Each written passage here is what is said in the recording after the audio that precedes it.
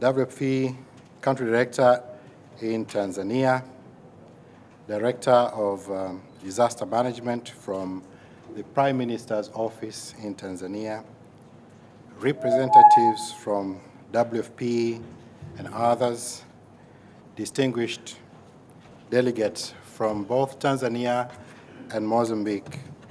Ladies and gentlemen, a very good morning to you all. Bon dia. Your Excellency, before I proceed with my speech this morning, I'd like to make an apology that every time I stand before the podium like this to speak in Portuguese, my Portuguese leaves me alone. And for that reason, I don't intend to embarrass myself before you, and therefore allow me to proceed my speech in English. I really wish to deliver this speech in Swahili, but for the purpose of today, I will excuse you from learning Swahili in an abrupt moment like this. I thank you very much for agreeing to allow me to proceed in English. Ladies and gentlemen, on behalf of the government of the United Republic of Tanzania, allow me to express my sincere appreciation to the government of Mozambique, particularly the INGD, for the warm hospitality, excellent preparations, and the generous welcome you have extended to our delegation during this important learning exchange on anticipatory action. I would also like to extend our heartfelt gratitude to WFP for making this important exchange possible and for its continued support to the government of Tanzania in strengthening disaster preparedness, early warning systems, and advancing the anticipatory action agenda in our country. We thank you very, very much. Ladies and gentlemen, to me, this visit marks a very important aspect in my life for two reasons. I will share with you the reasons. First, in my childhood, I got an opportunity to be taught and learn about African struggles. It was in this one subject, in Tanzania we called it siasa. That means it translates into kind of political science, if you like, or civics.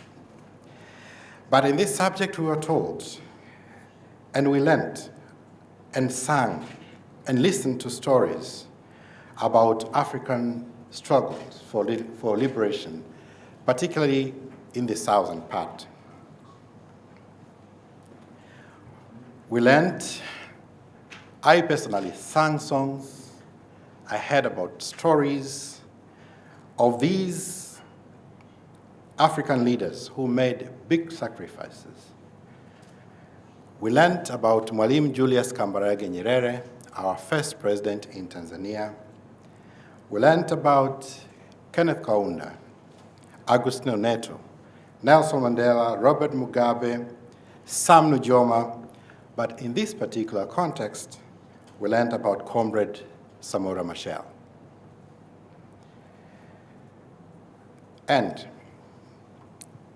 for the people of my generation, we still remember and we have memories of him. And it was in this one morning, through radio broadcasting, that we learned about his death. And that was in 1986. We cherish his contribution to liberation, not only in Mozambique, but in many other southern countries in Africa. We therefore remember, but that gives us an element of brotherhood and sisterhood between our countries. And therefore, today, planting our feet on his land, Mozambique, calls up for special reflection and achievement. Further, we are proud to see that our countries, which have rich history together, are ready to collaborate in various aspects today. It has been done so for many years. As you may be aware, we share bloodlines between Tanzania and Mozambique.